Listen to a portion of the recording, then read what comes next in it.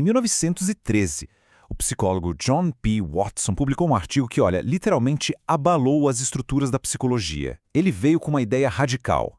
Para a psicologia virar uma ciência para valer, ela iria ter que jogar fora o seu principal objeto de estudo. Vamos entender que revolução foi essa. Para a gente ter uma ideia, no comecinho do século XX, a psicologia se via como a ciência da consciência. O objetivo era todo voltado para dentro, sabe? Mapear os estados mentais, as sensações, os sentimentos, basicamente tudo que acontece nesse mundo invisível dentro da nossa cabeça.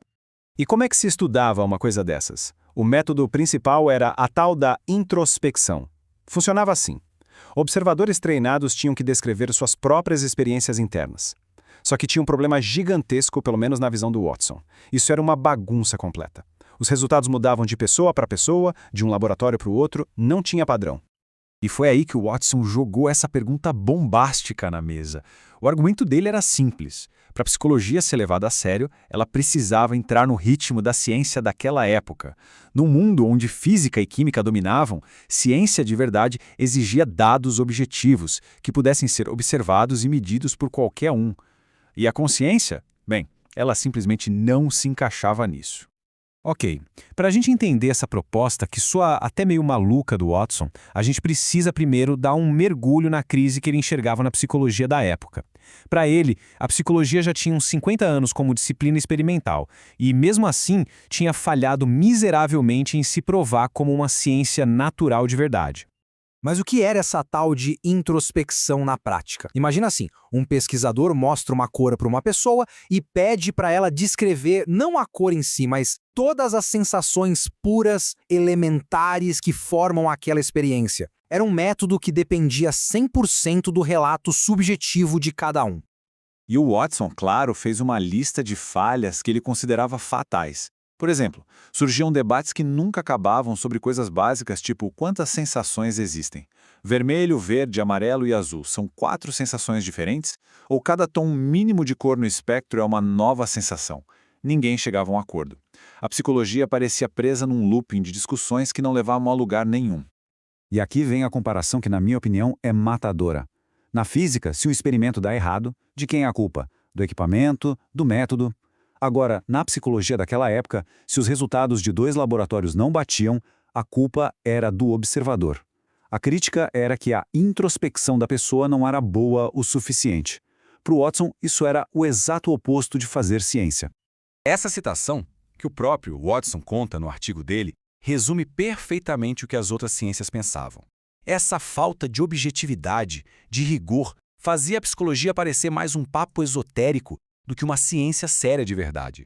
Beleza, agora vamos para o segundo grande problema que o Watson atacou com tudo, o que ele chamou de posição absurda, que era essa divisão totalmente sem lógica que existia entre a psicologia humana e a psicologia animal. A situação era, no mínimo, bizarra. Pensa só, os pesquisadores que estudavam animais, eles observavam o que os bichos faziam. Como um rato aprendia a sair de um labirinto, como ele respondia a um som. Era um estudo do comportamento. Mas aí, quando o assunto era a gente, o foco mudava da água para o vinho. O estudo era sobre a tal da consciência, que ninguém podia ver. E aqui o negócio ficava absurdo de vez. Os psicólogos que estudavam animais coletavam um monte de dados objetivos sobre o comportamento deles, mas depois se sentiam na obrigação de tentar traduzir tudo isso para termos de consciência. Eles ficavam se perguntando, será que o rato está sentindo medo? Ele tem uma imagem mental do queijo? Para o Watson, isso era pura perda de tempo, um exercício de adivinhação sem valor científico nenhum. Para deixar o argumento dele ainda mais forte, o Watson usou uma analogia genial. Ele comparou a psicologia do seu tempo com a biologia de antes da grande revolução de Charles Darwin.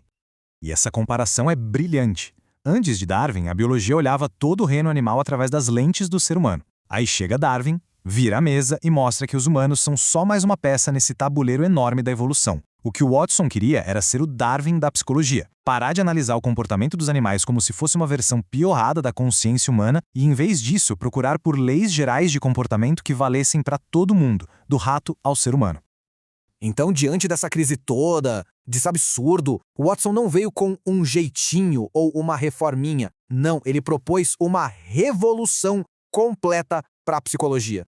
A solução dele foi direta, reta e até um pouco brutal. A psicologia devia simplesmente parar de falar de consciência. Mente, sensação, imagem mental, todos esses termos subjetivos deviam ser varridos do vocabulário da ciência.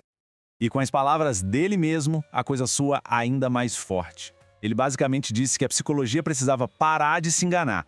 O objeto de estudo de verdade não deveria ser esse fantasma chamado consciência, mas algo real, palpável e, acima de tudo, que desse para observar. E foi assim que nasceu a definição do behaviorismo ou comportamentalismo, uma ciência que não ia mais ver uma linha separando humanos e animais, e o objetivo final seria super prático: prever e controlar o comportamento. E a introspecção, claro, estava completamente fora de cogitação. Certo, mas na prática, como é que essa nova ciência ia funcionar? Se o estudo não é mais a consciência, o que é que se estuda então? A resposta é simples: a relação entre estímulo e resposta. O modelo proposto era de uma simplicidade que chegava a ser elegante. A ideia era: se a gente conhece o estímulo do ambiente, a gente consegue prever a resposta do organismo, seja ele um bicho ou uma pessoa. E o contrário também. Se a gente vê uma resposta, um comportamento, a gente consegue descobrir qual foi o estímulo que causou aquilo. Simples, objetivo, mensurável. Então o foco da pesquisa mudou da água para o vinho. A nova grande preocupação era entender como os seres vivos, todos eles, se adaptam, se ajustam ao ambiente. Quais comportamentos a gente herda e quais a gente aprende criando hábitos. Essas se tornaram as novas perguntas de $1 milhão da psicologia. E para o Watson, essa mudança toda não era só para deixar a ciência mais rigorosa. Era uma questão de relevância, de utilidade. Ele queria que a psicologia finalmente servisse para alguma coisa na sociedade.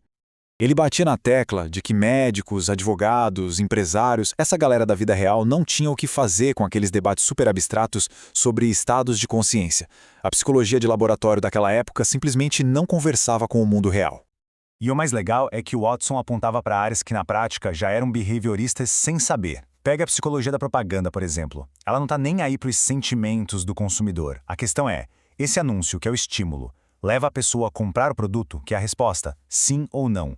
Esses campos mostravam que uma psicologia focada no comportamento não só era possível, como já era um sucesso. A revolução do Watson foi um sucesso e dominou a psicologia por décadas, transformando ela numa ciência muito mais rigorosa, é verdade. Mas essa transformação teve um custo. Ao focar só no que podia ser visto, a psicologia virou as costas para a experiência subjetiva, que para muita gente é a essência do que significa ser humano. E a pergunta que fica até hoje é essa: o que a gente perde e o que a gente ganha quando a ciência da mente decide simplesmente ignorar a consciência?